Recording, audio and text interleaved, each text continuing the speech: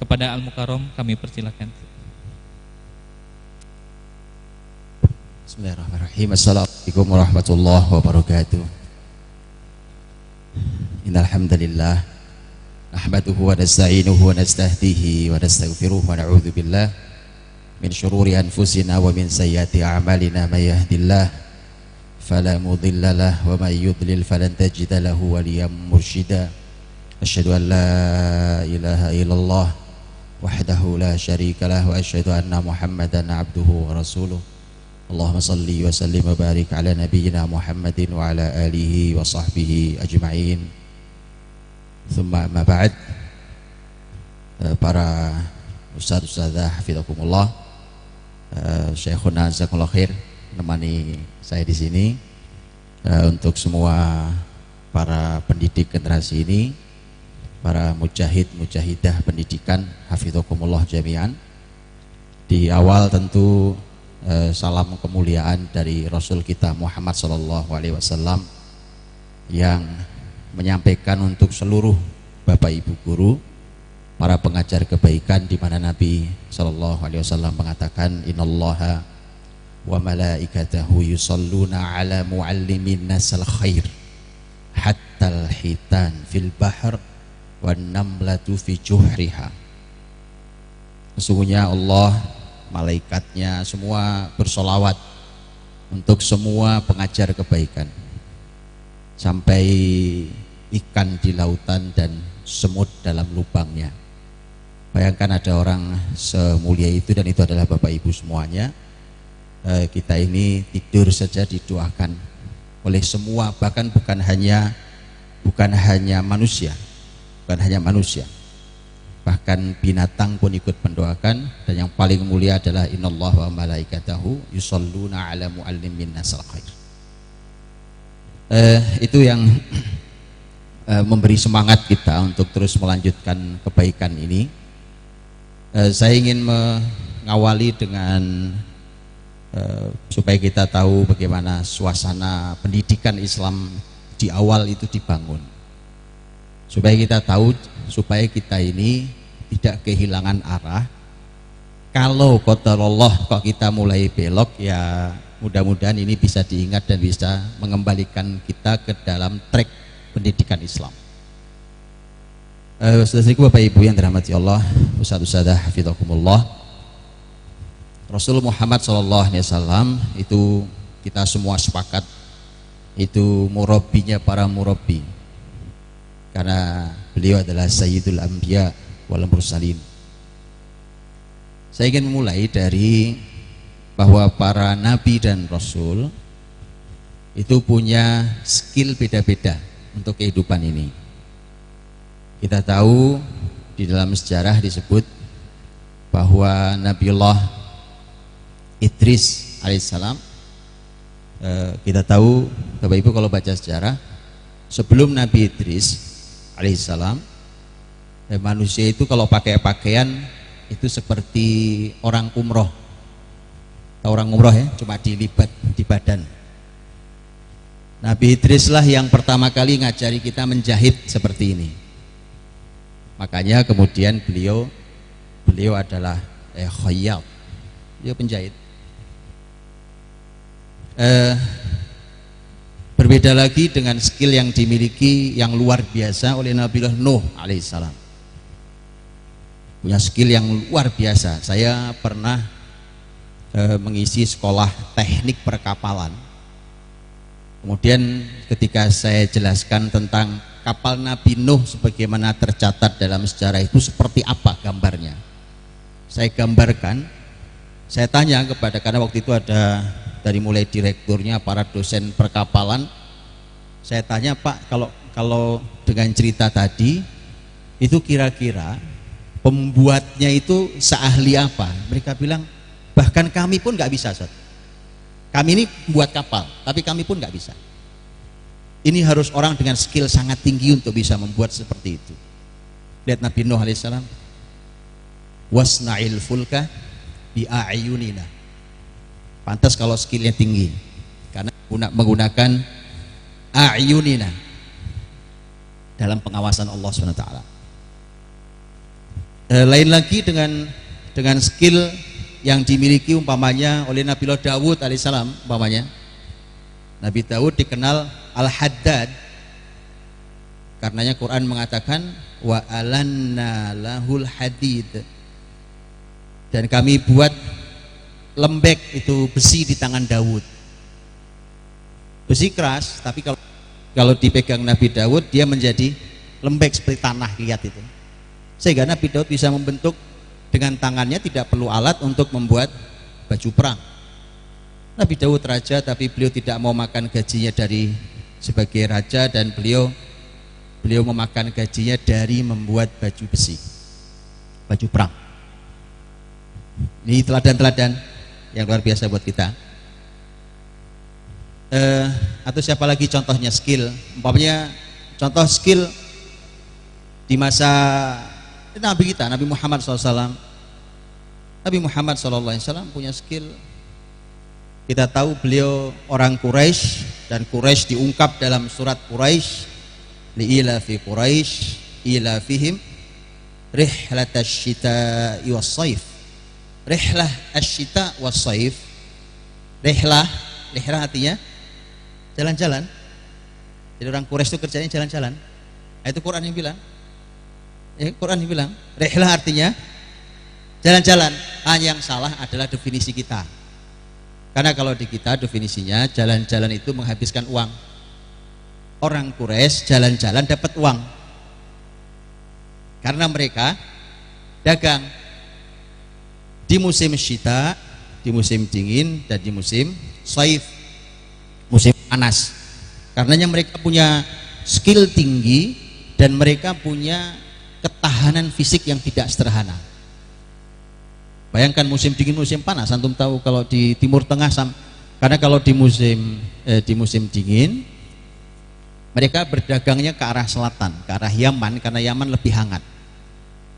Ya, kalau di musim dingin ke arah utara, itu di utara es beku. Karena wilayah Syam itu turun salju sampai hari ini.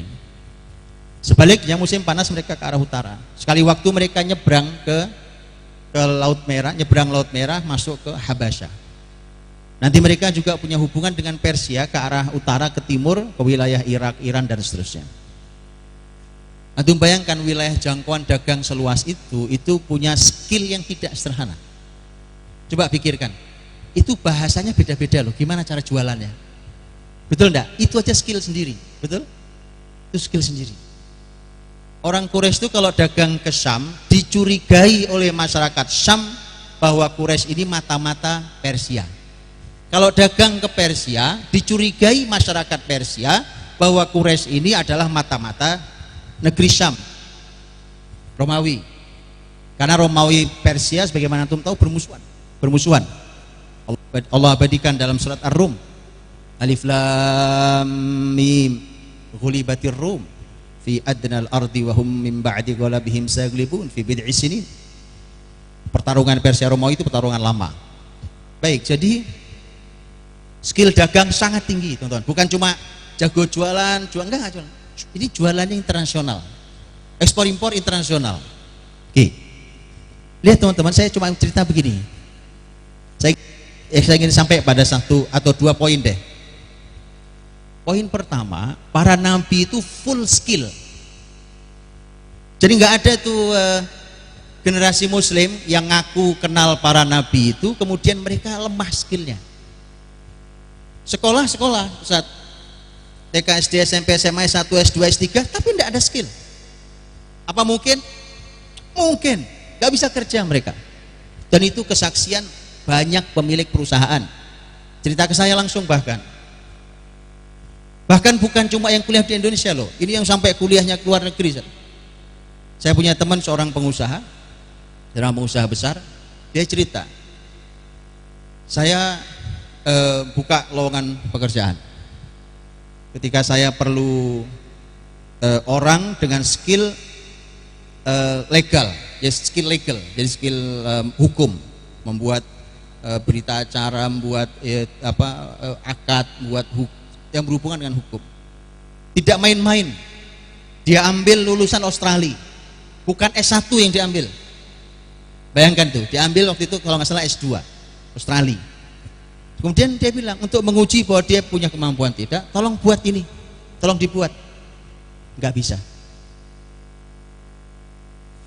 Sekolah sudah sampai S2, bukan di dalam negeri bahkan, yang katanya lebih bergengsi kalau di luar, nggak ada skill. Jadi kita niru siapa? Suatu hari beliau cerita lagi, memerlukan skill orang yang punya skillnya skill animasi, Ustaz. Buat animasi itu, animasi yang bisa gerak kartun itu, animasi. Iya. Dia bisa gambar dan itu orang sekolah jurusan animasi S1. Dah kurang apa? Begitu disuruh buat animasi, animasinya nggak gerak, Ustaz. Terus animasi nggak bisa gerak tuh nonton apa? Gitu. Sudah, terus ini kan kesalahannya sangat serius. Jadi sekolah teman-teman. Jadi makanya gini, saya cuma bilang gini, mestinya kita tidak larut dalam formalitas pendidikan. Sekolah sampai S3, nggak punya skill ada. Punya teman lain pengusaha, dia cerita ke saya, ada orang Ustadz Budi S1 S2 Jepang, S1 S2 Jepang, disuruh kerja nggak bisa. Ini betulan ini. Dan ini bukan, jangan dibayangkan itu orang di pedalaman, enggak. Saya tinggal di pinggiran Jakarta, saya tinggal di Depok. Dan itu orang-orang yang tinggal di sekitar itu. Jadi ternyata tidak selalu berbanding lurus antara pendidikan hari ini dan skill. Bukan hanya skill yang sifatnya skill kayak tadi itu ya, bekerja, membuat apa, bukan hanya itu. Sekarang begini, orang-orang yang umpamanya kayak saya ini tadi disebut jurusannya apa? Hadis gitu ya, jurusan hadis. S1 hadis Madinah. Terus tadi katanya cum laude katanya gitu. Dikasih hadis. Kan kalau orang hadis, maka produknya dia harus bisa diantaranya mentakhrij hadis. Hadis ini sahih atau dhaif? Coba antum analisa. Bisa? Enggak bisa. Bukan cuma S1. Bahkan kalau perlu sampai S3. Jadi ini bermasalah sangat serius dunia pendidikan hari ini. Padahal antum tahu pendidikan Islam zaman dulu, apapun keilmuannya, mereka punya skill sangat tinggi. Orang sekolah jurusan syariah, mestinya kalau ada orang bertanya fikih, dia ahli dalam menjawab. Tapi begitu ada pertanyaan fikih di masyarakat, dia bingung jawabnya. Kok buru-buru kita bicara tentang bagaimana para fuqaha zaman dulu, itu jawab. Jadi ini sangat masalah. Para nabi dan rasul itu punya skill sangat tinggi di bidangnya masing-masing.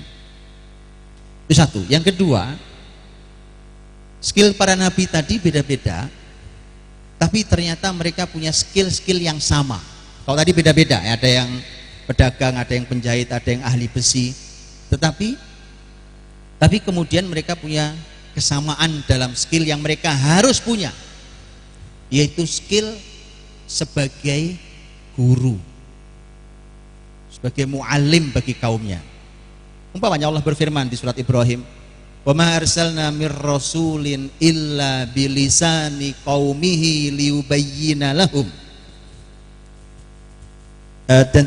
Dan tidaklah kami utus seorang rasul kecuali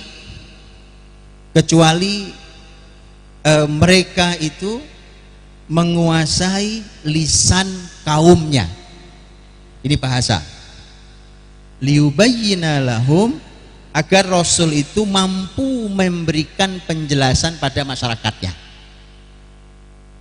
Jadi semua rasul, karena kalimatnya wama arsalna mir rasul, tidak ada rasul kami utus kecuali, artinya semua rasul punya skill bahasa yang baik, punya skill bahasa yang tinggi. Jadi kalimatnya, maka Bapak Ibu dirahmati Allah, ini cuma contoh nih. Ini kalau kita betul mengambil pendidikan Islam ini dari wahyu, ini petunjuk-petunjuk wahyu. Artinya gini, yang namanya berdagang tidak semua nabi bisa. Yang namanya membuat kapal tidak semua nabi bisa. Tapi yang namanya bahasa, untuk bisa menyampaikan ke masyarakat, dia harus ahli. Ya, harus ahli. Karena itulah maka ada pembahasan besar tentang bahasa. Itu contohnya. Karena itu Quran bilang. Jadi ada pembahasan mereka harus menjelaskan, berarti mereka guru. Salah satu alat penjelasan yang utama adalah bahasa. Makanya sebagian ulama tafsir, Ustadz, sebagian ulama tafsir menjelaskan begini. Kan kita dapat cerita begini ya. Nabi Musa alaihissalam waktu diutus Allah, idhab ila fir'auna innahu tagha. Pergilah kamu Musa ke Fir'aun, Fir'aun sudah melampaui batas. Sudah jadi tauhid dia. Doanya Nabi Musa apa? Rabbi syrahli sadri wa yassirli amri wahlul uqdatam min lisani yafqahu qawli waj'al li waziram min ahli Haruna akhi ushdud bihi azri wa asyrikhu fi amri. Itu semua doa Nabi Musa. Kay nusabbihaka katsira wa nadhkuraka katsira innaka kunta bina basira. Itu Masya Allah doanya. Baik, lihat doanya. Rabbi syrah li sadri, ya Allah lapangkan hatiku ini, dadaku ini lapangkan. Wa yassirli amri, ini semua kaidah dakwah. Dada itu kalau nggak lapang nggak bisa dakwah. Apalagi yang antum hadapi tauhid, jangan maju kecuali dada antum lagi lapang. Jangan. Itu kaidah. Jadi gini, menghadapi tauhid, lihat ya, menghadapi penguasa tiran dan zalim, tapi hati kita sedang sempit, jangan maju. Nabi Musa aja nggak berani maju. Sekelas Nabi Musa, antum tahu Nabi Musa kan? Nabi Musa mukul orang nggak sengaja, mati itu orang. Sekali pukul mati. Nabi Musa alaihissalam. Tapi segitu gagahnya Nabi Musa itu, ya Allah minta lapang hati dulu saya ini. Rabbi syrah li sadri wa yassir li amri, mudahkan urusanku. Wahlul uqdatam min lisani yafqahu qawli, dan bukalah ikatan-ikatan di lisanku ini agar mereka paham apa yang aku ucapkan nanti. Hadis ini kalau tafsir yang sering kita dengar, Nabi Musa itu kan minta Nabi Harun, waj'al li wazira min ahli Harun akhi. Minta agar Harun jadi yang mendampingi. Kenapa? Karena Nabi Harun lebih baik bicaranya daripada Nabi Musa. Dalam tafsir yang sering kita pahami, yang sering disampaikan, dan itu juga tidak salah, bahwa Nabi Musa itu sulit bicara karena waktu kecilnya dulu pernah makan bara api. Betul gitu ya? Kita pernah dengar kisah itu. Tapi menariknya sebagian ahli tafsir mengatakan tidak. Kenapa tidak? Karena kalau Musa alaihissalam punya cacat lisan, susah bicaranya, susah dipahami, maka tidak akan masuk ayat surat Ibrahim yang saya bacakan di depan tadi. Wa ma arsalna mir rasulin illa bilisani qaumi. Setiap rasul punya skill bahasa yang tinggi. Lisanul qaum, bahasa kaumnya. Itu punya skill yang tinggi. Itu penjelasan ulama, sebagian ulama tafsir ya hari ini. Terus kalau gitu apa maknanya? Kenapa dia minta dilepaskan ikatan-ikatan belenggu di lidahnya supaya orang nanti Fir'aun dan semua punggawanya bisa memahami penjelasan beliau? Kata ulama tafsir ini, itu dijelaskan di ayat yang lain. Di ayat yang lain, begitu ketemu Fir'aun betulan, yang diungkit Fir'aun masa lalunya. Ini sudah diduga oleh Musa alaihissalam. Saya itu punya masalah serius dengan Fir'aun 2. Satu, saya itu dididik dari kecil di istana ini. Jadi apa? Makan jasa. Susah jadi dai kalau banyak makan jasa. Paham teman-teman? Wallahi itu ajaran Nabi Musa alaihissalam. Mengerti? Boleh. Orang kalau mau dakwah dengan leluasa, jangan banyak makan jasa, apalagi makan barang haram. Subhat aja nggak masuk, apalagi haram. Makan jasa yang itu jelas-jelas halal, kan orang ngasih saya sah. Tapi kayaknya kalau saya ambil, saya akan hutang jasa, hutang budi ke dia. Dan itu betul, di Quran diungkit oleh Fir'aun. Alam nurabbika fina walida. Kan dulu kami yang didik waktu si bocah di sini, Musa. Berarti diungkit Zat. Itu loh, teman-teman. Ungkit jasa itu enggak. Ungkit jasa tidak enak, dan kemudian antum kelu lidahnya untuk menyampaikan al-haq. Itu kalau kita didik generasi, itu harus lihat, harus generasi yang punya kemandirian sampai di level itu. Nah, kalau cuma jadi benalu, nempel sana, nempel sini, nyedot uang umat ini, sudahlah. Jangan berharap dakwah pada orang yang seperti itu. Kita di pendidikan punya PR untuk melahirkan generasi yang sangat kokoh. Jangankan yang haram dan syubhat, yang halal saja bagi dia belum tentu dia ambil. Kalau membuat kelu lidah untuk berdakwah, itu generasi kokoh tuh, sahabat Nabi itu. Lihat Bilal, kita semua tahu Bilal alaihissalam. Ya Rob, Bilal orang yang dihinakan karena budak, kita semua tahu. Dibebaskan oleh orang sangat mulia, Quraisy, orang mulia dari Bani Taim, Abu Bakar As-Siddiq radhiyallahu anhu, sahabat nomor 1. Begitu dibebaskan, baik, berarti Abu Bakar punya jasa sangat amat besar karena membebaskan perbudakan Bilal. Begitu Rasul wafat, Abu Bakar menjadi khalifah. Kemudian muslimin mulai membuka wilayah-wilayah Islam sampai ke negeri Syam. Bilal minta izin ke Abu Bakar, khalifah, saya izin pindah ke negeri Syam. Izin pindah ke negeri Syam. Karena dulu para sahabat senior-senior itu tidak boleh meninggalkan Madinah kecuali seizin khalifah. Pernah antum terapkan di husnul khotimah? Enggak, saya nanya aja. Orang-orang hebat di husnul khotimah ini tidak boleh meninggalkan husnul khotimah kecuali seizin pemimpin tertinggi. Santri-santri antum yang hebat-hebat itu, antum tidak boleh bergerak kecuali semua atas izin kami. Pernah begitu? Nabi kita kasih contoh itu. Sahabat-sahabat mulia, makanya peradaban di tangan mereka. Jadi makanya gini teman-teman, Bapak Ibu dirahmati Allah, kalau kita betul mau pendidik Islam, mau pendidikan Islam betul, Islamic education, jangan kemana-mana. Kita punya Quran, kita punya hadis, kita punya sejarah besar yang pernah melahirkan orang-orang besar. Jangan kemana-mana, perginya kok ke Finlandia, ke Jepang, antum kemana? Antum tersesat nanti. Bukan di situ pendidikan Islam adanya. Mana mereka mau bicara Islam? Oh ini kan bagus Pak, di mana bagusnya? Saya ladeni antum diskusi.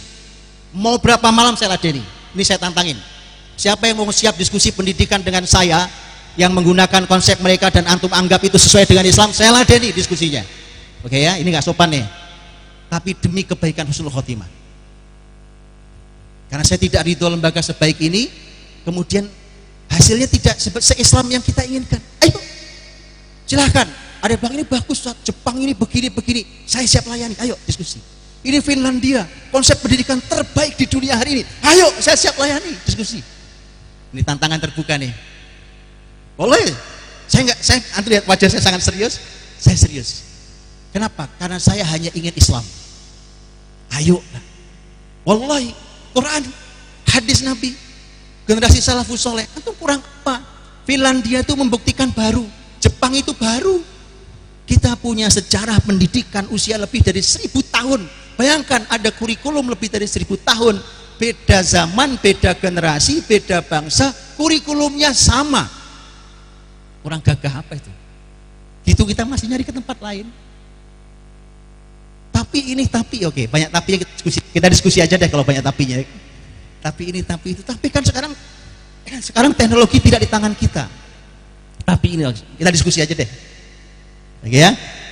Baik, saudara-saudariku, para ustaz-ustazah, guru-guru saya, hafizakumullah. Maka Bilal yang minta izin, saya ingin sampai pada tema Bilal dan Abu Bakar tadi. Bilal minta izin ke Abu Bakar ini gara-gara tema makan jasa. Terlalu besar jasa Abu Bakar untuk Bilal. Bayangkan membebaskan perbudakan, itu terbesar di kehidupan manusia, menjadi manusia. Maka kemudian Bilal izin, saya izin ya Khalifah, saya mau pindah ke Syam, saya nggak tinggal di Madinah lagi. Kata Abu Bakar sebagai Khalifah, jangan, kamu harus di sini, kamu harus di sini. Bilal ya susah keluar dari jasa. Cara mengeluarkan diri dari jasa ini saya ajari, ini kalimat Bilal. Wahai Khalifah, saya tahu Anda berjasa besar dalam hidup saya, Anda bebaskan saya dari perbudakan. Tapi kalau kamu melakukan amal itu dulu karena Allah, izinkan saya pergi ke negeri Syam. Nah, gitu caranya. Berani? Kalau nggak berani jangan ambil jasa. Jangan ambil jasa kalau nggak berani. Yakinlah dakwah antum kelu. Tidak bisa bicara al-haq walau kana murran. Tak akan bisa. Itu Mas Syekh. Saya agak hentak-hentak karena siang biasanya ngantuk habis makan. Sing apa ya? Hai Mas Syekh, hafizakumullah. Jadi ketika tadi itu, ini tadi ya tafsir sebagian ulama mengatakan Musa sulit. Itu masalah pertama, saya makan jasa. Masalah kedua, saya punya kesalahan di mata hukum Mesir. Tadi orang yang dipukul mati itu yang dan lari sampai ke negeri Madian, paham ya? Ke negeri Madian ketemu dengan gadis nikah. Nah, saudaraku dirahmati Allah. Jadi para nabi dan rasul itu apapun skill mereka yang beda-beda itu, tapi mereka punya skill yang sama, yaitu menjadi muallim, menjadi guru. Maka skill kita menjadi muallim ini adalah skill anbiya wal mursalin. Bukan sembarang loh ini. Maka saya sangat tidak ridho kalau ada orang memilih jadi guru karena tidak ada pekerjaan lain. Keluar, jangan mengajar, Anda tidak ada gunanya. Generasi yang Anda ajar pun tidak pernah berhasil. Tidak ada peradaban dibangun dari orang yang terpaksa mengajar. Tidak ada. Sadari Anda masuk sebagai guru adalah kesadaran sepenuhnya bahwa ini adalah skill seluruh nabi dan rasul dan para ahli ilmu. Innal ulama warasatul anbiya. Gitu. Jadi setelah ini HK boleh ngecek kembali semua guru-gurunya, ya. Tanya satu-satu. Ridho terpaksa, gitu ya. Coret, gitu ya. Saya ngajari nggak bener, jangan ditiru ya. Jangan ditiru. Tapi begitu. Saya nggak ngajari Ustaz. Cuma takut menjerumuskan antum nanti. Baik, Mas Syekh hafizakumullah. Dah dengan itu, maka skill menjadi guru itu luar biasa. Kalau di negeri ini dia pilihan terakhir di sebagian orang karena nggak ada kerjaan lain lah, mending ngajar, ya kan? Jadi dosen lah, setimbang nggak ada kerjaan lain, ya kan? Asal jadi, mohon maaf ya, asal jadi politisi, begitu sudah nggak menjabat lagi jadi dosen, ya bukan nggak bagus. Saya cuma nanya mau melahirkan generasi seperti apa. Itu maksud saya, teman-teman. Saya tidak menuduh bahwa mereka tidak ridho, enggak. Cuma maksud saya mau melahirkan generasi seperti apa kita ini sebenarnya. Ya. Yuk kita koreksi itu. Itu karena itu kesadaran itu sesungguhnya juga bagian dari tekad dan niat kita. Saya sering menyampaikan ada satu hadis Nabi yang hadisnya sangat menakutkan. Para ulama juga penjelasannya, berbagai penjelasan ulama yang saya baca itu juga menakutkan.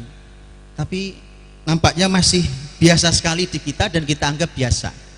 Padahal ancamannya neraka wal'iyadzubillah. Umpamanya Nabi SAW mengatakan, "Man ta'allama ilman mimma yubtagha bihi wajhullah la yata'allamuhu illa liyusiba 'aradan minad dunya lam yurih raihatal jannah yaumal qiyamah." Siapa yang menuntut ilmu yang harusnya niatnya ikhlas karena Allah, tapi ternyata dia menuntut ilmunya karena ingin mendapatkan dunia, maka dia tidak akan pernah mencium wanginya surga. Hadis seberat itu sampai saya tuh baca berbagai penjelasan ulama, Ustaz, termasuk ulama-ulama hari ini, para mufti. Saya khawatir jangan-jangan saya salah paham. Menurut saya sih gamblang, tapi kok kita biasa sekali ya. Orang sekolah, ternyata tujuan terbesarnya nyari kerja, dapat duit, nyari kerjaan, dapat jabatan. Kalau sekolah di Khotimah itu nanti itu lulusannya biasanya gampang nyari kerja, biasanya. Dan itu dibiarkan.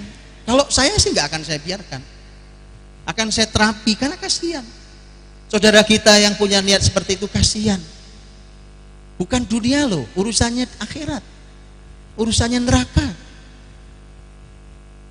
Coba urusan neraka. Hadis lain Nabi SAW mengatakan, man ta'allama al-ilma liyubahi bihil ulama wa yumari bihis sufaha wa yasrif wujuhan nasi ilaih fannarun nar. Kata Nabi, siapa yang menuntut ilmu untuk supaya dia bisa berbangga dengan ilmuwan lain, bisa duduk sejajar kita. Saya juga punya ilmu, Ustaz punya ilmu, kita bisa duduk bersama, ya kan? Kita bisa orang untuk bangga-banggaan di depan ulama lain, depan ilmuwan lain, atau untuk liumari bihis sufaha, atau untuk menjatuhkan orang-orang yang tidak berilmu. Karena punya ilmu kalau debat menangan, Ustaz. Punya dalil, punya logika, punya data.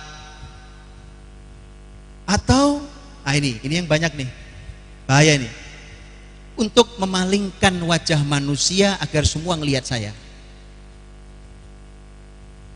Makanya saya sering bilang, yuk para ilmuwan jujur. Sebenarnya kita ini mengajarkan Islam ini ke masyarakat, ke siapapun, ke anak didik kita. Sebenarnya kita lagi mengumpulkan penggemar, atau kita sedang mendidik umat yang jujur sama Allah. Allah nggak bisa dibohongi. Koreksi hati masing-masing. Kalau penggemar itu tadi itu, Zat, penggemar itu orang dipalingkan wajah supaya ke sini, ngumpul di sekitar saya. Makanya gampang menilainya. Saya akan gampang tersinggung kalau mereka pergi atau bubar dari sekeliling saya. Padahal kadang kebenaran bukan di sini tempatnya, di majelis yang sana. Kalau betul karena al-haq yang kita sampaikan, saya justru akan katakan pergilah ke sana, yang ini salah, saya salah. Tapi kalau mengumpulkan penggemar, jangan pergi, itu nggak benar, itu nggak bagus, tetap di sini. Liyasrif wujuhan nas ilai. Kata Nabi, fannar, annar. Waliyadzubillah, neraka kata Nabi. Masa hadis sebesar ini tentang ilmu kelewat? Kan nggak mungkin kelewat dari kita. Tapi kemudian ketika terjadi pada orang tua murid yang sekolah di tempat kita, masa kita biarkan? Kalau alasannya itu biarin aja Pak, niat masing-masing. Loh, sejak kapan kita diajari untuk tidak peduli pada saudara yang salah? Itu siapa yang ngajari? Kan tadi kuntum khaira ummatin ukhrijat linnas ta'muruna bil ma'ruf wa tanhauna 'anil munkar wa tu'minuna billah. Enggak ada orang muslim enggak peduli sama saudaranya, enggak ada. Harus dibuatkan sistem di Husnul Khotimah. Enggak ada lagi orang sekolah ke sini itu babnya hanya karena legalitas, hanya karena ijazah, hanya karena, enggak ada lagi. Antum kalau mau ilmu bermanfaat datang ke sini. Kita bertanggung jawab terhadap semua orang itu. Ya, karena dia belajar di sini bersama kita. Ketidakpedulian kita akan ditanya oleh Allah SWT. Baik, jadi ini tekad dan niat kita sejak awal di dunia ilmu, dunia pendidikan. Kalau babnya adalah mengamalkan, tadi sudah saya sampaikan. Ya.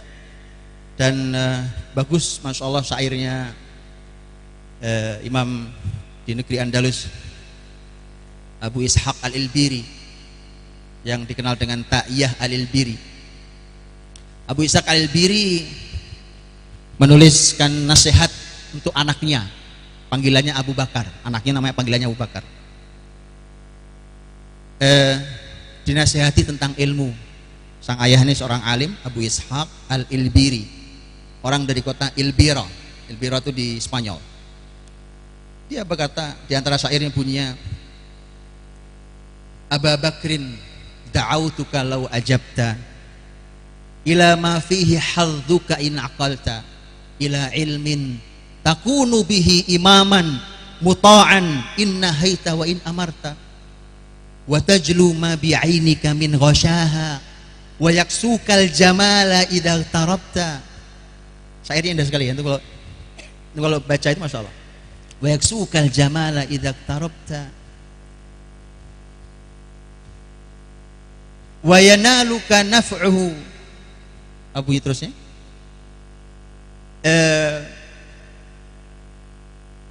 di antara kalimatnya beliau mengatakan wa kanzun la takhafu alaihi lissa khafiful hamli yujadu haitsu kunta. Dan di antara kalimat yang luar biasa beliau mengatakan, lihat kalimatnya, beliau mengatakan fala ta'man su'alallahi anhu bitaubihin alimta fahal amilta. Allah, tajam syairnya ini. Abu Bakar anakku, aku panggil kamu pada sesuatu, mudah-mudahan kamu mau memenuhi panggilan ini, kepada ilmu yang dengan ilmu kau akan menjadi imam yang ditaati saat kau melarang dan saat kau memerintah. Dan beliau memberikan banyak kelebihan, di antaranya ilmu. Ini sebagian syairnya tadi. Dia akan menghilangkan yang menutupi matamu. Wa yahdika sabila idza dhalalta, dan memberikan kamu petunjuk jalan. Berikan kamu petunjuk jalan kalau kamu tersesat. Ilmu juga beliau mengatakan tadi, kata beliau, wa tahmilu minhu fi nadika tajan wa yaksukal jamala idza tarabta. Kalau kamu duduk di sebuah tempat, sebuah majelis, maka seakan kamu sedang memakai mahkota, dan dia akan memakaikan keindahan pada dirimu saat kamu sedang ada di negeri asing kalau kamu berilmu. Wa kanzun la takhafu alaihi lissa khafiful hamli yujadu haitsu kunta. Ini kekayaan yang kamu tidak takut pencuri, dia ringan dibawa kemanapun kamu berada. Kalimat terakhir yang saya ingin sampai, beliau mengatakan fala ta'man su'alallahi anhu bitaubihin alimta fahal amilta. Tapi kamu jangan merasa aman dari pertanyaan Allah tentang hal ini. Dengan keras teguran Allah, Allah berkata, kamu sudah berilmu, tapi apa kamu sudah beramal? Kalimat itu, bayangkan, lihat Bapak Ibu, saya cuma tidak hanya bicara isi. Lihat dulu tuh ayah ibu itu kayak gitu jadi guru buat anaknya. Jadi Bapak Ibu jangan mau kalau diserahi anak utuhan gini. Saya ngajari nggak bener lagi nih ya, tolong jangan didengarkan. Jangan didengarkan. Jangan apa? Lihat dulu, zaman dulu itu. Ya, wah itu kan zaman dulu, Ustaz. Nah, terus antum nggak minat dengan zaman dulu? Nabimu zaman dulu loh. Quran ini zaman dulu loh. Nggak minat? Ya, subhanallah, itu zaman terbaik. Khairun nas, khairul qurun. Ya kan? Nah, ayo teman-teman, makanya ya kita buatkan perlahan tapi pasti. Jangan menyerah dengan keadaan. Kita bisa kok melakukan sesuatu. Bisa, bertahap pasti. Nggak mungkin semua sempurna di awal ya. Tapi ayo lakukan sesuatu. Berikan kesadaran pada para orang tua. Nggak bisa dititipkan blek apa adanya, Pak. Saya sekolahkan anak saya di Husnul Khotimah. Berapa bayarannya setiap bulan, Pak? Ini pendaftaran berapa ini, Pak? Saya bayar. Pokoknya tahu-tahu pulang soleh ya, Pak. Enak kali hidupku. Mana ada di akhirat itu yang ditanya orang tuanya, mamin mauludin illa yuladu ala fitrah fa abawah. Kedua orang tua ini ditanya loh, yahawidani yahawinassirani yahawimajjizani, ya kan? Jadi Bapak Ibu dirahmati Allah, indah sekali Islam ini kalau diungkap, dan konsep pendidikan Islam itu Masya Allah dahsyatnya. Oke, saya tidak tahu nanti keterusan sampai maghrib nanti nih. Enggak sopan panjangan bicara di depan para guru. Saya ingin sampai pada ayat. Mudah-mudahan ini setidaknya kalaupun cuma ini yang diingat, yang di depan anggap nggak ada, nggak apa-apa ya kan, ini ayat lebih baik diingat nih. Dan saya sering sampaikan, mudah-mudahan kalau sering saya sampaikan Ini sebagai pengingat buat saya, buat kita semua, para guru, para ahli ilmu, para penyampai kebaikan, buat husnul khotimah, buat lembaga-lembaga pendidikan Islam yang lain. Saya selalu sampaikan, Bapak Ibu dirahmati Allah, konsep pendidikan Nabi Muhammad SAW yang sangat sukses itu, itu kalau kita nanya, itu kurikulum Nabi Muhammad itu sebenarnya apa sih? Sudah dijawab oleh Quran. Lihat, ada 4 ayat yang mirip dalam Quran, tapi cuma mirip aja, nggak sama, cuma mirip. Yang pertama Al-Baqarah 129, yang kedua, ini saya tidak sesuai dengan urutan karena sesuai dengan pembahasan. Yang kedua Al-Jumu'ah ayat 2, yang ketiga Ali Imran 164, yang keempat Al-Baqarah 151. Saya ulangi, yang satu doa Nabi Ibrahim Al-Baqarah 129, Rabbana wa ba'ath fihim rasulam minhum yatlu alaihim ayatika wa yu'allimuhumul kitaba wal hikmah wa yuzakkihim innaka antal azizul hakim. Doa Nabi Ibrahim. Nabi Ibrahim di Mekah, Nabi Ibrahim berdoa, Rabbana, ya Allah Rabb kami, utuslah di antara mereka ini seorang rasul yang tugasnya membacakan ayat-ayatmu, mengajarkan ilmu Alkitab, mengajarkan ilmu Al-Hikmah, dan mensucikan mereka, sesungguhnya Engkau Maha Aziz, Maha Hakim. Satu. Yang kedua, doa Nabi Ibrahim dikabulkan Allah. Dan ini penjelasan tafsirnya panjang lebar, tapi saya tidak akan jelaskan tafsir panjang lebar di 4 ayat itu. Panjang lebar. Imam Ar-Razi dalam Mafatihul Ghaib umpamanya punya penjelasan sangat unik tentang ayat-ayat ini. Tapi saya tidak akan jelaskan. Saya cuma nanti cuplik 1-2 tema. Doa Nabi Ibrahim dikabulkan Allah Subhanahu wa taala, maka diutuslah Rasul dari Mekah itu Nabi Muhammad SAW. Maka Allah sampaikan pengabulannya di surat Al-Jumu'ah ayat 2. Huwallazi ba'atsa fil ummiyin rasulam minhum yatlu alaihim ayatihi wa yuzakkihim wa yu'allimuhumul kitaba wal hikmah wa in kanu min qablu la fi dhalalim mubin. Dialah Allah yang telah mengutus. Dikabulkan doamu Ibrahim. Nih Allah sudah utus nih sekarang seorang rasul di antara mereka, di antara masyarakat yang ummi, tidak bisa baca tulis. Tugasnya persis seperti yang kau bilang, 4, tugasnya 4. Tapi cuma urutannya dipindah, sebagaimana antum sering ngaji lah ini. Saya nggak bahas itunya. Yatlu alaihim ayatihi, membacakan ayat Allah. Wa yuzakkihim, mentazkiyah, mensucikan jiwa mereka, tazkiyatun nufus. Ini nomor 4 di doa Ibrahim, dinaikkan 2, dinaikkan nomor 2 untuk tugas Nabi Muhammad. Wa yu'allimuhumul kitab, mengajarkan Alkitab, wal hikmah, dan mengajarkan ilmu Al-Hikmah. Wa in kanu min qablu la fi dhalalim mubin, sesungguhnya mereka dulu dalam kesesatan nyata. Sudah? Nabi Muhammad dakwah. Nabi Muhammad dakwah, karena itu tugasnya itu 4 tadi itu. Di perjalanan dakwah beliau, perjuangan sudah sedemikian luar biasa, dibangun generasi dengan menggunakan 4 kurikulum dan urutan yang seperti yang luar biasa ini. Sudah baik, hasilnya luar biasa. Muncul para mujahid, para ulama dan sebagainya. Tapi dalam perjalanannya ternyata ada jatuhnya. Terjadi kekalahan di perang Uhud. Bukan sebatas kekalahan militer. Kalau muslimin kalah di militer itu analisanya bukan kalah senjata, bukan kalah strategi. Muslimin selalu akan menganalisa dosa apa yang saya lakukan. Itu selalu bahasa para panglima sejak zaman dulu dalam Islam. Maka kalah di perang Uhud, ya, di putaran keduanya, karena putaran paginya muslimin menang dengan sangat mudah, tapi siangnya muslimin kocar kacir. Bahkan Nabi Muhammad SAW terluka, syahid, para sahabat Masya Allah tabarakallah. Bahkan orang yang sangat dicintai Nabi, yang Nabi tidak pernah bisa lupa, bertahun-tahun lamanya Nabi gak bisa melupakan, Hamzah Sayyidus Syuhada radhiyallahu anhu. Rasul SAW,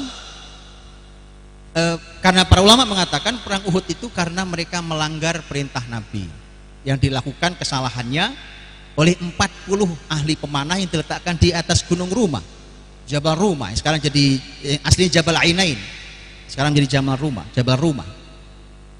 50 di sana, pemimpinnya adalah Abdullah bin Jubair. Tapi kemudian 40 turun, padahal perintah Nabi jangan turun sampai kami perintahkan turun. Itu perintah panglima. Apapun yang terjadi pada kami di bawah jangan turun. Lihat ghanimah, teriak-teriak ghanimah turun. Memang begitu di perjuangan sejak zaman dulu sampai detik saya duduk di sini sekarang. Asal ketemu ghanimah bubar muslimin.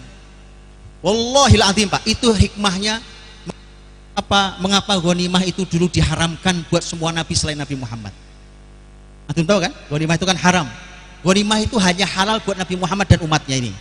Nabi SAW mengatakan dalam hadis yang sahih, utitu khamsan lam yu'tahunna nabiyyun qabli. Aku diberikan Allah 5 hal yang tidak diberikan pada nabi sebelum aku sama sekali. Salah satunya adalah wa uhillat liyal ghanaim, dihalalkan bagiku ghanimah. Ternyata dari dulu itu kalau hasil perang ya kan, hasil perjuangan, itu bikin kita bubar Pak. Sudah dari dulu. Makanya muslimin harus berhati-hati. Itu punya kisah panjang ghanimah itu. Saya bisa bercerita sampai Isya besok tentang ghanimah dan kekalahan muslimin dalam ghanimah. Padahal ghanimah itu bukti kemenangan, betul tidak?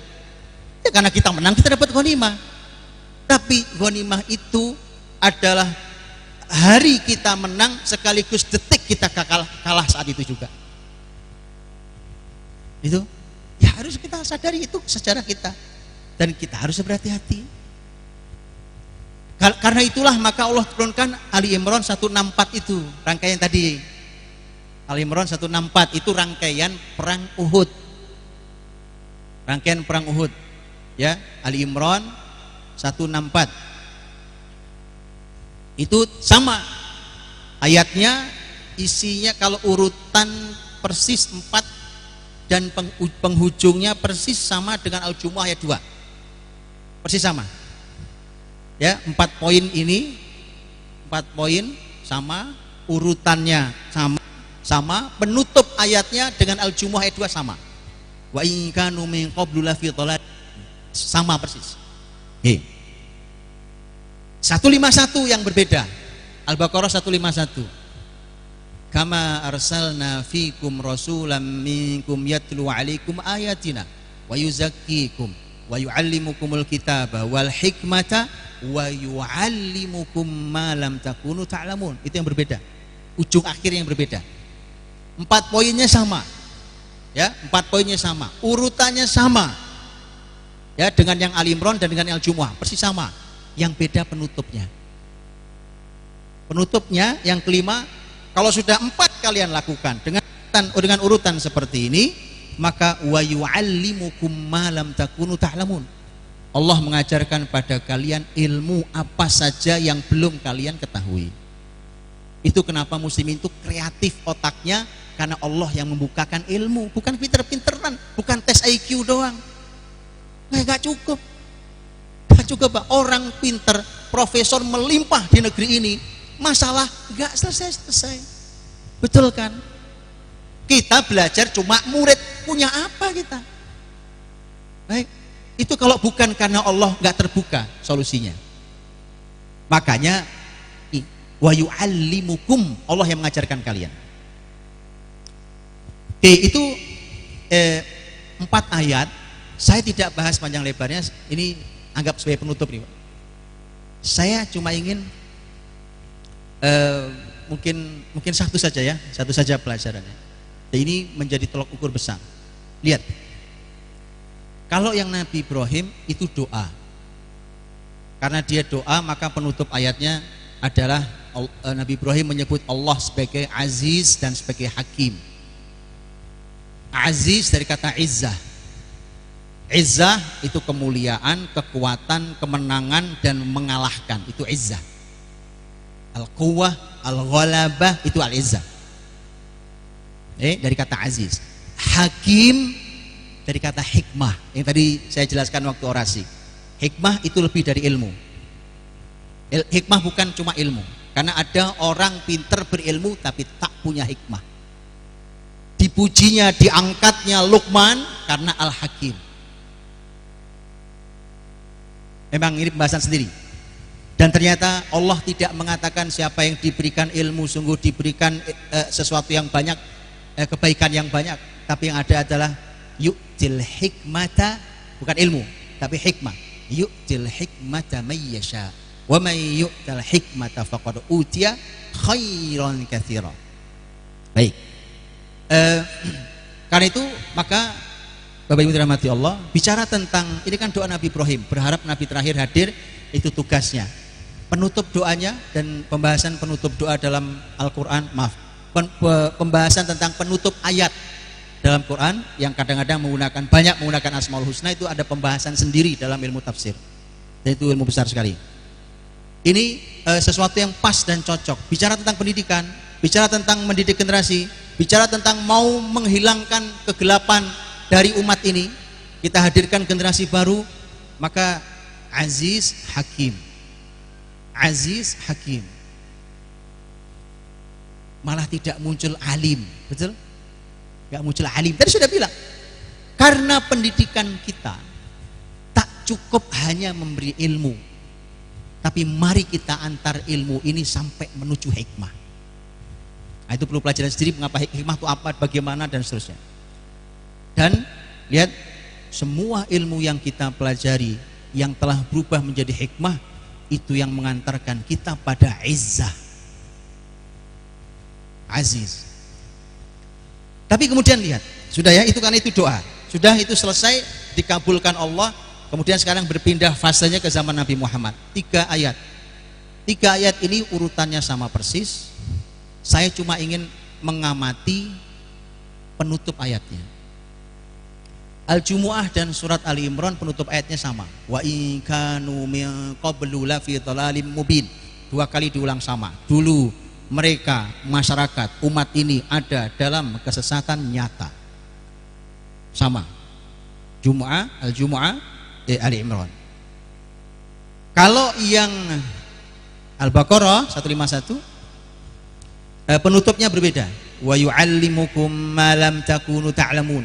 Allah ajarkan ilmu apa saja yang kalian belum tahu ilmunya. Asal 4 ini dijalani dengan baik, benar, dengan urutan yang baik dan benar. Lihat, berarti ada 2 penutup. 2 kali bicara tentang pendidikan ini harus mampu mengeluarkan generasi dari kesesatan nyata. 1, itu 2 kali disebut. Dan yang kedua, setelah itu silahkan berharap untuk Allah memberikan ilmu-ilmu yang bahkan tidak ada di zamannya. Kalau Allah yang mengajarkan, terserah Allah bukanya. Maka disitulah akan ketemu solusi. Karena banyak hari ini masalah tidak ketemu solusinya. Alah, urusan COVID aja lo nggak selesai. Betul kan? Nggak usah jauh-jauh. Oh, kita dipaksa maskeran ini, ya kan, demi prokes dan kesehatan. Ya. Enggak selesai, udah 2 tahun ini kurang lebih, ya kan? Ditanya juga belum tahu. Oke, di vaksin, banyak yang protes sekarang. Di vaksin kena juga, gitu ya, banyak yang protes gitu.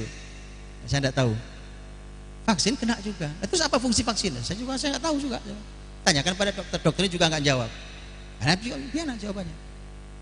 Lihat teman-teman, solusi saya pernah ditanya, karena kemarin sepanjang kan sudah 2 Ramadan kita pandemi. Ramadan pertama waktu masih tegang-tegangnya, saya memberikan pembahasan kepada masyarakat, bahkan diantaranya saya kenalkan sebuah kitab Imam Ibnu Hajar, ya, Imam Ibnu Hajar, Badlul Ma'un fi Fadlit Ta'un. Imam Ibnu Hajar Al-Asqalani menulis kitab tentang ta'un di zamannya dan zaman-zaman sebelumnya. Saya bilang, lah jangan dibilang pandemi yang sekarang ini, COVID ini, ta'un. Ini nggak ada apa-apanya dibanding ta'un. Bacalah buku ini, kita akan tahu ini nggak ada apa-apanya dibanding ta'un yang pernah terjadi.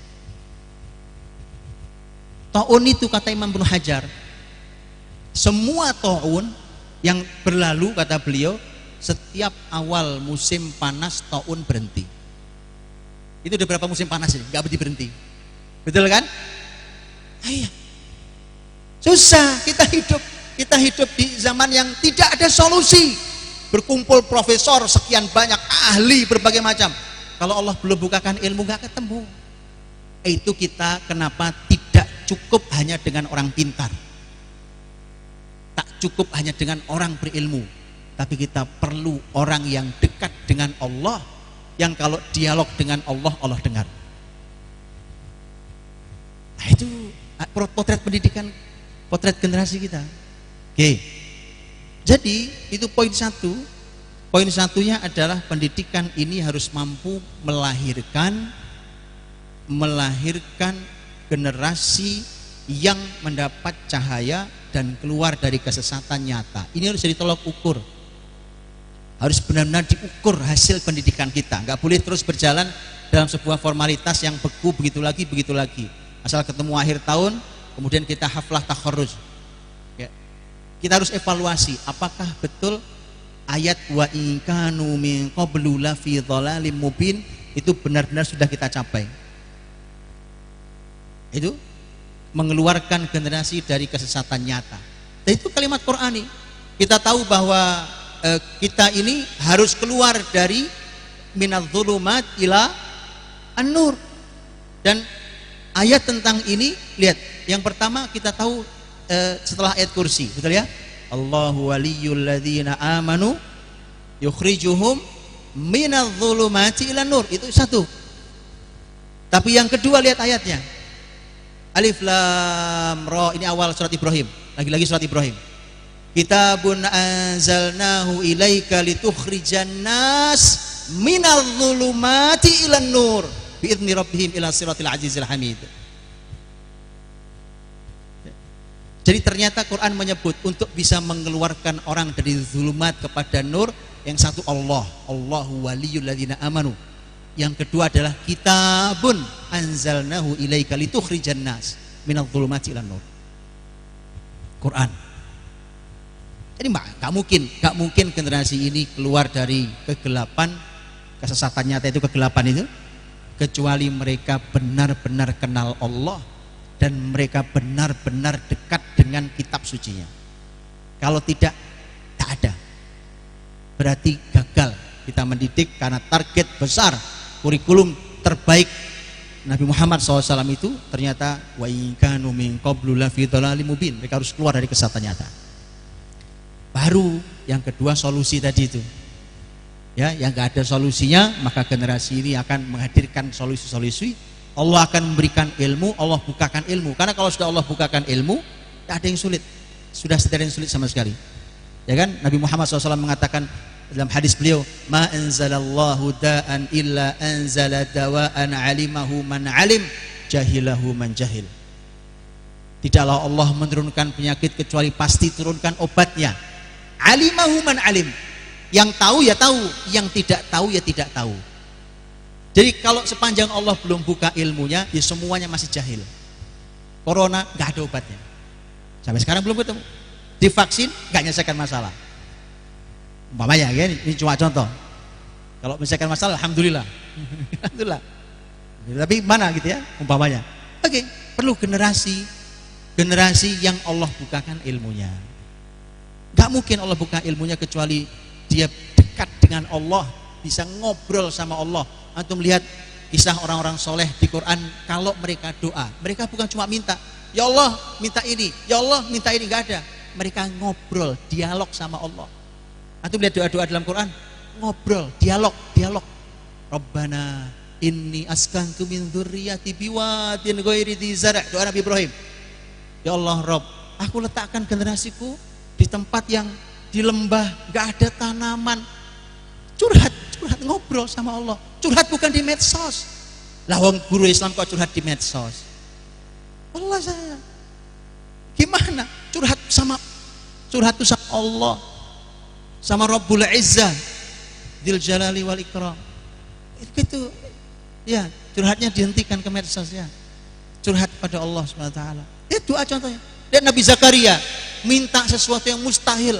Apa yang dilakukan? Curhat sama Allah. Bukan langsung minta, ya Allah minta anak, enggak gitu. Rabbi inni wahanal azmu minni washta'ala ar-ra'su syaiba walam akum bidu'aika rabbi syaqiyya wa inni khiftul mawaliya min warai wa kanat imraati aqira. Sepanjang itu belum ada permintaan, coba bayangkan. Ya, kita ini enggak pintar cara dekat ke Allahnya. Karena emang kita gak dekat sama Allah. Tahu-tahu minta, ya kan? Allah sih senang diminta, gak ada masalah. Cuma lihat ya, lihat bagaimana orang-orang soleh, para nabi salafus saleh dahulu mengajarkan berdoa, ngobrol sama Allah. Ya Allah Rob, tulangku sudah rapuh, kepala sudah nyala putih, tapi aku tidak pernah kecewa doa kepadamu. Ya kan? Ya Allah, aku ini takut kalau aku kehilangan pelanjut, padahal istriku sudah mandul. Curhat, ngobrol sama Allah. Baik teman-teman ya, rahmati Allah Bapak Ibu. Ya anggap ini cuma obrolan sore ya kan. Mudah-mudahan ada bisa diambil lah kebaikannya. Kalau nggak ada ya saya mohon maaf sebesarnya. Mudah-mudahan Allah SWT melindungi kita semua dari mara bahaya, dari penyakit. Mudah-mudahan Allah lindungi kita dari ilmu yang tidak manfaat, dari hati yang tidak khusyuk, dari doa yang tidak didengar. Dan mudah-mudahan Allah SWT mengizinkan kita untuk mendapatkan pahala besar dari melahirkan generasi-generasi yang bisa mengangkat peradaban Islam kembali tegak di bumi Allah SWT. Jazakallahu khair. Mohon maaf Ustaz, agak panjangan, saya kembalikan pada antum. Assalamualaikum warahmatullahi wabarakatuh. Waalaikumsalam warahmatullahi wabarakatuh. Ya. Kasih aplaus yang meriah untuk Ustadz. Masya Allah, subhanallah. Ya, para hadirin, para asatidah yang dimuliakan oleh Allah Subhanahu wa taala. Subhanallah, tadi pemaparan yang menggugah tentunya dan menggerakkan gitu ya. Jadi semakin kita bersemangat insyaallah untuk terus mengokohkan pendidikan Islam di pondok pesantren ini yang tentunya yang melahirkan generasi-generasi yang dekat dengan Allah dan tentunya juga dekat dengan kitab suci Al-Qur'an. Selanjutnya kita ada waktu tapi rupanya terbatas ini. Jadi kita buka sesi pertanyaan, satu ustadz dan satu ustadzah. Ya, jadi Thayyib satu, Ustadz Iif dari HK1. Lalu selanjutnya ibu-ibu dipersilahkan jika ada yang ingin bertanya. Jika tidak ada berarti dialihkan ke ustadz. Ada dari ustadzah pertanyaan? Oke, satu Umi ya. Oke. Kepada Ustadz Iip, mangga dipersilakan.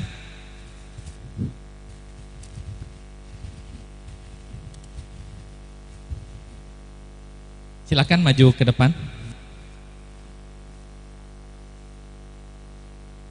Ini Ustadz Iip. Nanti mungkin perkenalan secara singkat ya.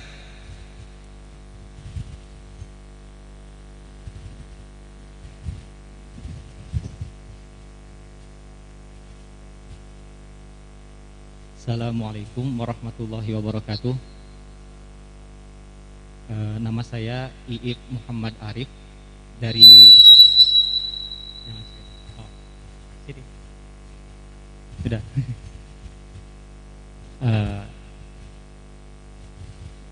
Di guru MA Madrasah Aliyah Husnul Khotimah dan asal dari di sini di Desa Cilaja, Kuningan. Yang ingin saya tanyakan ke Ustadz Budi, ya sebagaimana yang tadi Ustadz sampaikan, katanya bisa untuk berdiskusi permasalahan yang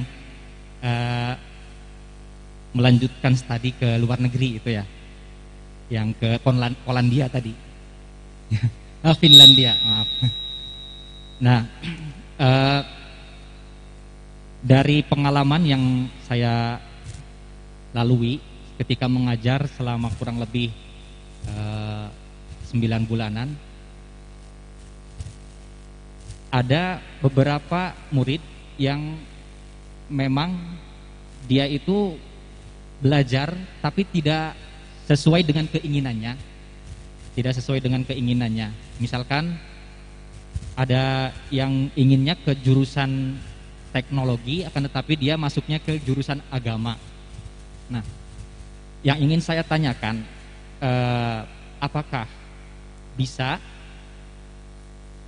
misalkan di Indonesia ini sudah tidak ada lagi yang ada universitas yang fokus dalam ahli teknologi, kemudian dia terpaksa harus memang ke Jepang atau kemana gitu.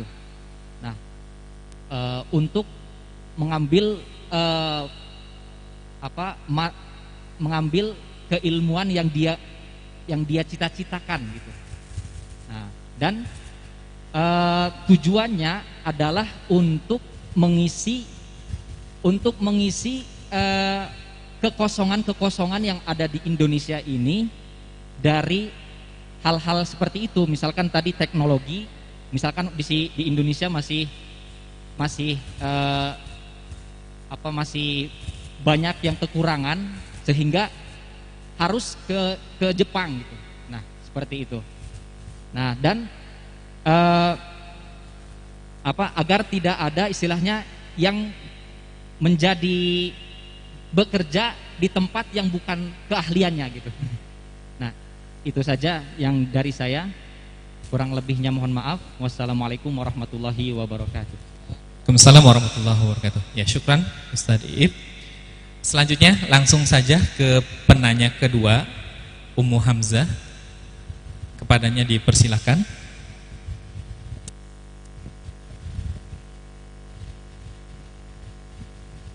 Bismillahirrahmanirrahim.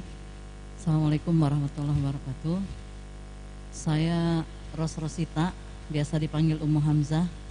Alhamdulillah di husnul khotimah. Sudah berapa tahunnya? Dari tahun 96. Ya, alhamdulillah sudah banyak berinteraksi lah ya dengan husnul khotimah. Aduh, Masya Allah apa yang Ustadz sampaikan, banyak hal-hal yang menohok dan menjadi PR bagi kita semua ya, terutama dalam membimbing santri untuk meluruskan niat dalam tholabul ilmi ya. Yang tadi semata-mata bagaimana kita mampu menghasilkan santri yang intinya takut kepada Allah Subhanahu wa taala sehingga doanya akan didengar. Dan satu permintaan kepada yayasan atau HRD ya, mudah-mudahan diskusi dengan Ustadz Budi Azhar ini bisa berlanjut. Ini bukan yang pertama dan terakhir. Pertanyaan dari saya tentang bekerja sama kita dengan wali santri terkait dengan pembiayaan Ustadz ya, peran biaya SPP ya atau apapun istilahnya yang terkait biaya dengan pendidikan ini, bagaimana gitu saja posisinya di mana sehingga kita tidak terjebak pada hutang jasa ya, karena kadang gitu ya kita tidak bisa bersikap tegas terhadap santri atau wali santri karena kontribusi mereka yang boleh dibilang lebih dari yang seharusnya ya, karena terbatas. Satu pertanyaan walaupun sebetulnya banyak sekali sehingga tadi diulangi lagi. Mohon ada kesempatan berikutnya ya bisa berdiskusi dengan Ustadz. Syukran, jazakumullah khairan katsiran. Assalamualaikum warahmatullahi wabarakatuh. Waalaikumsalam warahmatullahi wabarakatuh. Ya, syukran jazakillah Umi. Tadi pertanyaan pertama dari Ustadz Iip Muhammad Arif ya, ini terkait dengan mungkin ada fenomena bahwa santri terkadang di luar sesuai dengan keinginan jurusan atau apa sehingga memang kadang kurang fokus, dan tentunya juga nanti terkait dengan kelanjutan studinya apakah memang terkait dengan harus ke luar negeri untuk menyesuaikan dengan keinginannya itu, negara-negara yang tadi mungkin dari sisi teknologi, dari sisi modern dan segala macamnya lebih gitu.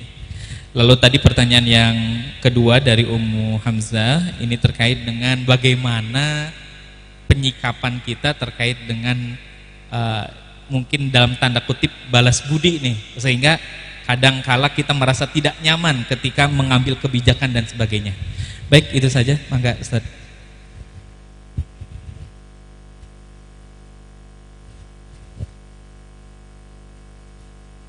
Bukan balas budi ya, tadi kan biaya tuh tetap kita butuhkan gitu ya.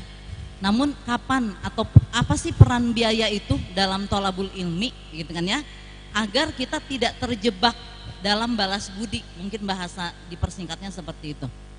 Jazakallah khair. Baik, mohon izin Ustaz. Pertama Ustaz Iif, yang saya maksud tadi dengan Finlandia, dengan Jepang, dengan manapun, yang saya maksud adalah bukan kuliah di sana, bukan, tetapi sistem pendidikan yang sering diagung-agungkan hari ini, kemudian dipaksa-paksain, akhirnya Islam ini dipaksakan dimasukkan ke dalam sistem yang mereka buat. Kita pikir kita sedang mengislamisasikan ilmu. Itu yang tadi saya bilang, saya siap diskusi. Saya bisa tunjukkan banyak hal ya dalam hal ini supaya teman-teman, ustaz-ustaz hafizahumullah, kita tidak lagi-lagi akan terjebak oleh sistem-sistem baru yang dibuat oleh mereka, padahal kita punya sistem yang bertahan dan tidak pernah berubah apapun zamannya. Apa enggak luar biasa coba kurikulum seperti itu ya. Adapun kuliah ke luar negeri kemanapun, itu yang disebut ini, walaupun ini hadis didhaifkan oleh ulama, tapi ini adalah kalimat yang luar biasa. Al hikmatu dhalatul mu'min anna wajadaha fahuwa ahaqqun nasi biha.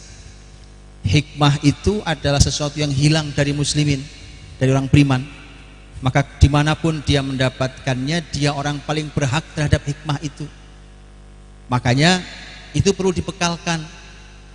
Saya kemarin, saya punya santri sekarang di Perancis, baru berangkat kuliah di Perancis. Waktu mau berangkat dia nemui saya di Depok, saya tinggal di Depok. Beliau santri saya ini kemudian dengan bapaknya, dengan ibunya, kemudian sebenarnya sudah sangat sering saya berbincang dengan santri ini. Tapi kemudian, Ustaz ada pesan nggak terakhir? Saya udah mau ke bandara nih. Saya mau ke bandara karena saya bilang saya nggak bisa antar ke antum. Saya bilang satu kalimat, tolong pegang, jangan pulang dari Prancis sampai antum bisa bawa kembali pulang ilmu Islam. Dah berangkat, Bismillah, berangkat. Mau ambil kesehatan, misalnya kedokteran, saya nggak tahu jurusannya apa, tapi ambil dunia kesehatan. Dia paham betul kalimat saya itu apa maksudnya, karena saya sering bincang. Apa? Karena tadi kalau kita mau lacak semua ilmu, teman-teman, itu mudah sekali melacaknya bahwa ujungnya adalah muslimin. Semua ilmu. Ini bukan klaim nih, ini bukan klaim. Bukan klaim. Saya bisa tunjukkan sebagiannya. Tunjukkan ilmu ini, kita tunjukkan ujungnya adalah muslimin. Dituntut ujungnya muslimin. Saya bilang, pulangkan ilmu ini ke muslimin. Ini hikmah yang hilang karena kita tidur, diambil orang. Ayo ambil kembali nak, berangkat ke Perancis, berangkat, tapi jangan pulang sampai kau bisa bawa pulang kembali ilmu muslimin ini. Gini, contoh Perancis. Kita tahu Perancis salah satu kelebihannya adalah ibu kota parfum dunia, betul ya?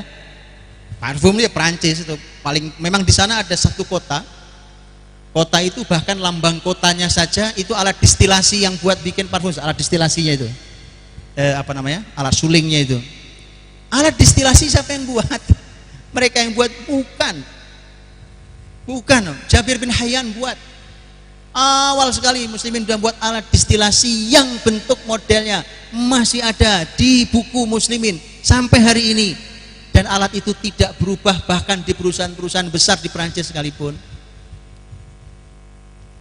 Karena kita kagum dengan mereka itu loh masalahnya, Pak Bu. Belajar silahkan belajar. Tapi kagum berlebihan itu selalu masalah.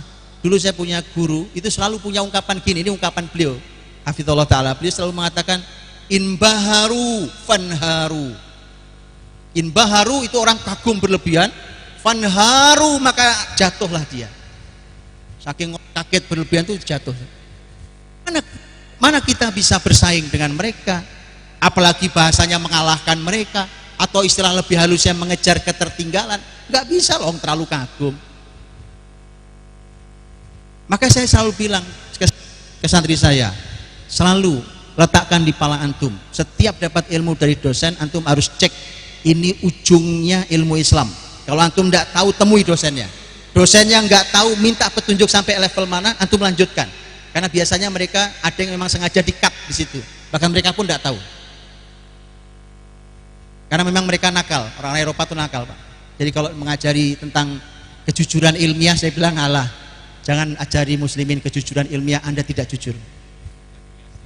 Plagiasi, menyembunyikan nama penemu zat, double N, no name, itu ternyata sebagiannya untuk menutupi nama. Belum yang plagiasi sifatnya. Ya, jadi itu hikmah yang harus diambil kembali ke muslim. Parfum tadi contohnya, dari mulai alatnya sampai parfumnya. Coba muslimin dulu di Andalus perang lawan orang-orang dari wilayah utara, Spanyol, Portugal, Prancis. Antum tahu teman-teman, muslimin itu perang bukan cuma membawa senjata, membawa strategi mereka, tapi mereka bawa parfum dan bunga. Coba antum tahu nggak kenapa perang bawa bunga? Mau ngasih bunga gitu, mau perang kok bawa bunga? Hanya untuk supaya muslimin menghilangkan aroma busuk tubuh mereka yang tidak pernah mandi. Paham? Mereka nggak ngerti parfum. Parfum itu kalau di Islam bukan cuma itu syariat di dalam Islam, betul nggak? Parfum syariat dalam Islam. Makanya wajar kalau muslimin itu menghasilkan parfum. Hari ini bisnis parfum besar sekali. Tapi yang pegang Prancis. Saya bilang pulangkan nak, ilmu itu pulangkan, itu milik muslimin. Ada mau bicara apa? Teknologi. Ayo saya tunjukkan teknologi. Kedokteran, saya tunjukkan. Di mana ujungnya? Begitu maksud saya. Kalau santri kita berangkat, dibekalkan dengan begitu, kan kebayang lah ya, kira-kira ya, insya Allah lebih baik mudah-mudahan. Betul ya? Jangan disuruh, ayo berangkat, ayo berangkat, ngapain berangkat? Nanti ujung-ujungnya pulang bawa PR buat kita. Karena kekaguman berlebihan pada mereka. Quran loh mengatakan jangan kagum berlebihan pada orang kafir, Pak. Walaupun mereka hebat. Wala yaghurrannaka taqallubul ladzina kafaru fil bilad. Kalian jangan tertipu oleh bolak-baliknya orang kafir di negeri-negeri. Wah, mengagumkan sana-sana mereka kuasai negara-negara. Buat kita, wah luar biasa. Kata Allah, nggak usah gitu, biasa aja. Itu Qurani banget, gitu ya. Jangan gampang kaguman dengan mereka, jangan. Itu Quran bilang. Baik, begitu Ustaz If. Pertanyaan kedua dari Ummu Hamzah tentang pendanaan ini bagus banget, masya Allah pendanaannya. Saya boleh bicara belak-belakan atau nggak belak-belakan? Yang benar. Aneh nggak tahu jawab kalau ada apa-apa setelah saya pulang loh ya. Enggak beneran ini, saya beneran nih, atau halus-halus saja ya, halus-halus saja ya. Enggak kuat. Beneran nih. Enggak kuat beneran. Enggak, nih saya tawarin nih, mau saya belak-belakan apa adanya. Saya bicara tentu enggak ngawur. Kalau saya sekarang memang enggak bawa kitabnya, saya enggak bawa, tapi saya bisa tunjukkan buku-buku, kitab apa segala macam, bagaimana pendidikan Islam dan pendanaannya di dalam sepanjang kebesaran Islam. Belak-belakan. Halus-halus saja ya, nanti kapan-kapan kita belak-belakan, saya khawatir. 2 menit.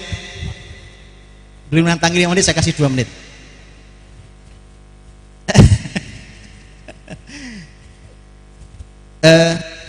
Ustaz hafizakumullah. Saya main halus deh, mainannya saya halus dulu ya, mudah-mudahan bisa ditangkap.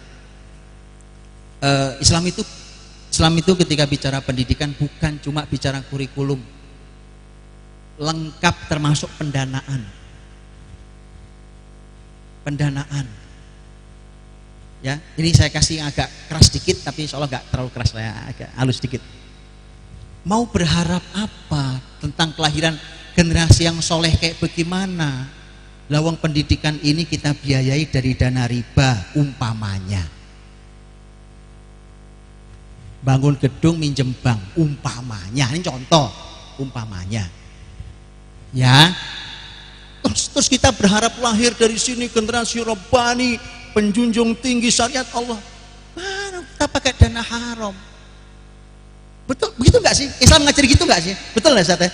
Atau saya salah? Betul nggak? Betul nggak? Bagaimana kita berharap sesuatu yang mulia, tapi kita gunakan cara haram? Itu satu. Ini jauh dari pertanyaan Ummu Hamzah yang bicara tentang orang tua. Yang kedua, ini 1 menit pertama, 1 menit kedua. Yang kedua adalah bahwa membayar itu tidak masalah dalam pendidikan.